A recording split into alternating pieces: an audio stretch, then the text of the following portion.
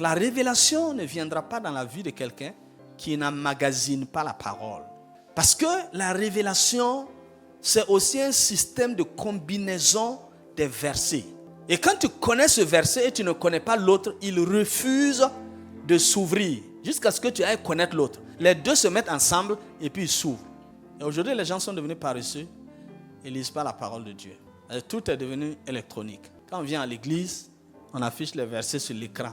Tu n'as même plus besoin d'amener la Bible à l'église, puisqu'on va tout afficher, vous allez tout lire là-bas. Et quand tu prends ton téléphone, quelqu'un a publié un message avec un morceau de verset. Tu as lu ça, donc tu as lu la Bible aujourd'hui.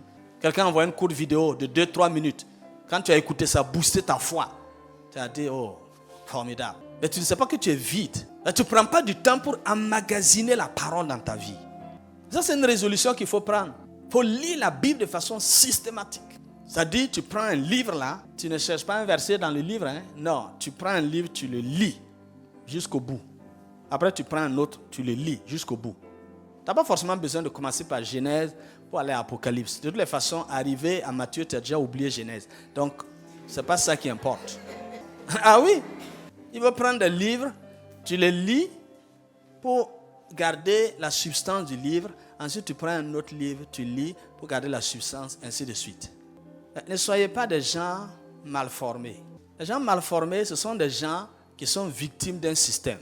Parce que le système est concentré sur un truc. Et donc toi, tu es né là-bas, donc tu es concentré sur ça. Un système concentré sur la délivrance. Tous ceux qui sont là-bas, ils vont être mal formés. Parce que quand ils lisent la Bible, ils cherchent des versets pour faire la délivrance. Alors Dieu n'a pas donné les versets de la Bible pour faire la délivrance. Non.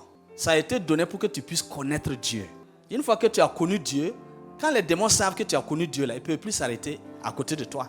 Et toi, tu ne connais pas Dieu. Tu cherches des versets pour chasser des démons. Tu cherches des versets pour avoir la prospérité. Ou des versets pour guérir des malades. Il ne faut pas exploiter la Bible comme ça. Parce que tu peux avoir des résultats, mais tu ne seras jamais du royaume. Si tu veux être du royaume, là, il faut prendre la parole de manière à ce que Christ se révèle à toi. Autrement dit, la parole te transforme. Au fur et à mesure que tu te métamorphoses et que tu ressembles à Christ, c'est qui tu vas voir. Tu es en train de te métamorphoser pour ressembler à Christ. Quand tu vas arriver à ce niveau de métamorphose-là, tu vois qui? Tu as besoin de le voir dehors? Tu dois le voir où? Toi-même. Maintenant, toi, tu refuses la métamorphose. Tu veux le voir pour faire quoi? Si tu avais accepté la métamorphose, là, maintenant, tu l'avais déjà vu. Donc, j'ai compris que la religion nous a amenés en brousse. Toi, tu veux rêver voir le Seigneur. Tu veux le voir pour faire quoi? Il veut vivre pleinement en toi. C'est la raison pour laquelle je ne suis pas étonné maintenant. Des gens qui m'appellent, j'ai vu, tu es venu prier pour moi, tu m'as conseillé. Chaque fois que j'ai un problème, c'est toi qui viens. Mon ami, c'est le Seigneur qui est venu. Mais c'est mon corps qui l'utilise.